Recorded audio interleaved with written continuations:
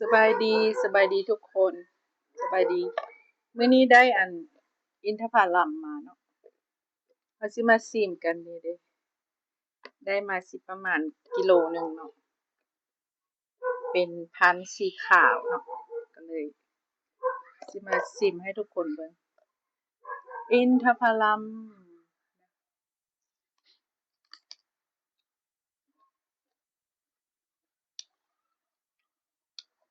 ตัวนี้มันจะออกรสชาติแบบหวานฟาดน้อยหนึงแต่ว่ากินมื้อนั้นหั่นฟาดหลายหวานน้อยมื้อนี้หวานหลายฟาดน้อยเพราะว่ายังบ่ได้ชิมพันธุ์สีแดงลองเบิ่งเนาะมื้อหน้าอันนี้เขาเจ้าเอามาขายอยู่ตลาดน้อยบ้านเฮาเนาะก็เลยซื้อมาลอง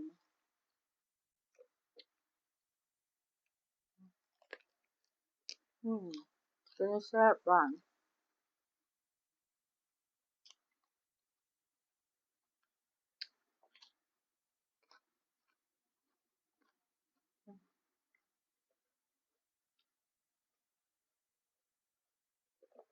คล้ายๆคือกับมะพร้าวน้อย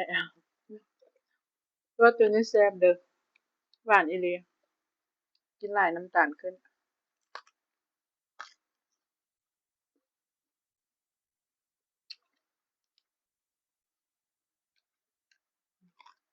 คือสั่นเหลือง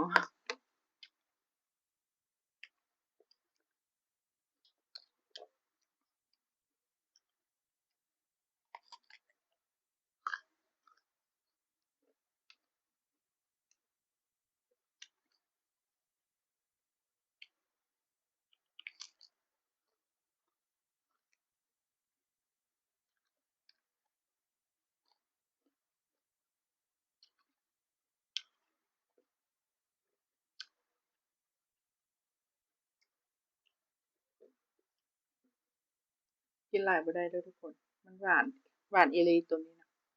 นั่นคือมื้อนั้นท่านบ่หวานกินไม่ได้ตัวนี้หวานเกือบจะบ่มีเกือบจะบ่มีฟาดเลยทุกคน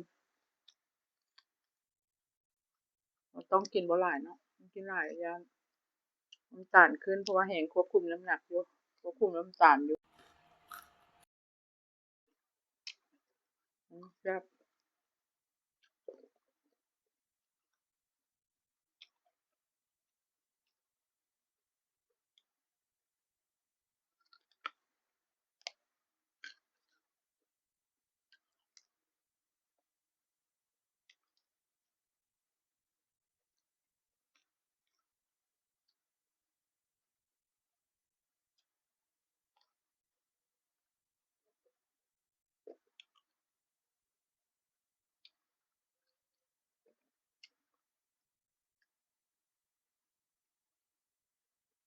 หวานอีหลีแซ่บ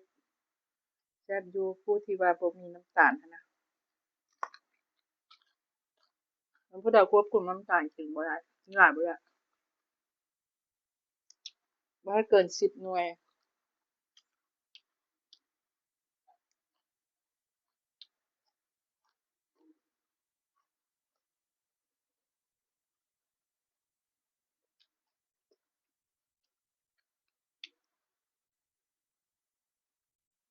เขาเจ้าว่าก็ดีเบาหวานอยู่แต่ว่าก็บ่แน่ใจเนาะว่า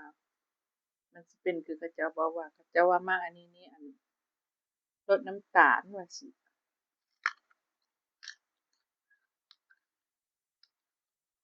อืม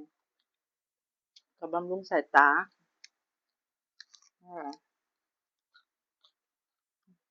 เกิน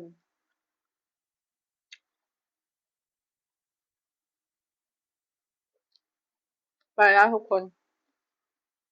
กินอีกมั่งหนึงเจอกันคลิปหน้าเด้อทุกคนเด้อเดี๋ยวน้ำตาลสิขึ้นหลายกินหลายขอบใจทุกคนที่รับชมบ๊ายบายเด้อไปแล้วเด้อ